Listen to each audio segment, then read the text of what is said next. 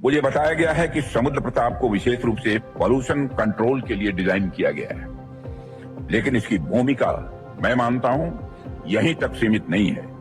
यह search and rescue operations में भी उतना ही सक्षम है, कोस्टल पेट्रोल में भी उतना ही प्रभावी है और मैरीटाइम सेफ्टी को मजबूत करने में भी उतना ही यह महत्वपूर्ण है।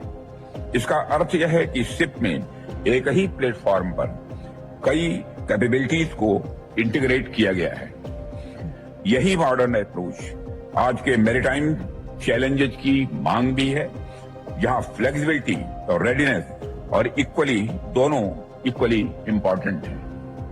साथियों, समुद्र प्रताप भारत की पहली स्वदेशी रूप से डिजाइन की गई पॉल्यूशन कंट्रोल वेसल है और कोस्ट गार्ड फ्लीट की अब तक की सबसे बड़ी यह पोत है।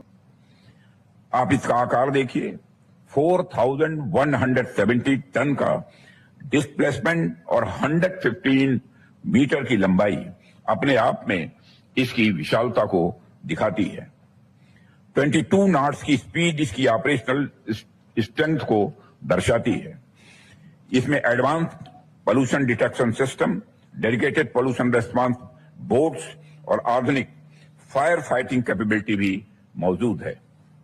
इसके साथ ही इसमें हेलीकॉप्टर हैंगर और एविएशन सपोर्ट की सुविधा भी है, जिससे इसकी रीच और इफेक्टिवनेस कई गुना बढ़ जाती है। इन सारी कैपेबिलिटीज के कारण यह शिप रफ सी कंडीशंस में भी स्टेबल रहकर काम कर सकता है, जो रियल लाइफ ऑपरेशंस में मैं मानता हूं कि बहुत बड़ा एडवांटेज है।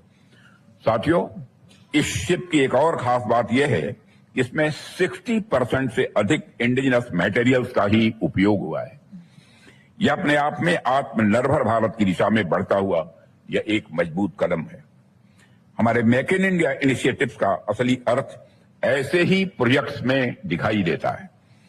इतने कॉम्प्लेक्स प्लेटफॉर्म में भी इस लेवल का इंडिजिनस कंटेंट यह दिखाता है कि हमारी डिफेंस इंडस्ट्रियल इकोसिस्टम अब काफी मैच्योर हो चुकी है, लेकिन और अधिक मैच्योर होना है।